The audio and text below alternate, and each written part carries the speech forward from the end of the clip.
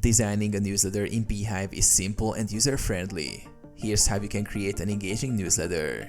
Log into Beehiiv. First, log into your Beehiiv account and navigate to your dashboard. Create a new newsletter. Click on Create New Newsletter to start designing. Choose a name for your newsletter and set any relevant details like the subject line and sender information. Choose a template or start from scratch. Beehiiv offers pre-designed templates that you can customize, or you can start with a blank canvas. Templates save time and provide a professional structure, but custom designs give you full creative control. Use the drag and drop editor.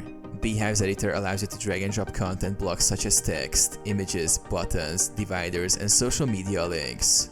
This makes it easy to build your newsletter without needing any coding skills. Customize each block with your text, logo, and branding colors to match your style. Preview and test. Once you've designed your newsletter, use the preview feature to see how it will appear in your subscribers' inboxes. Send a test email to check for any issues. Finalize and send. After reviewing your design, either schedule your email for later or send it immediately to your subscribers.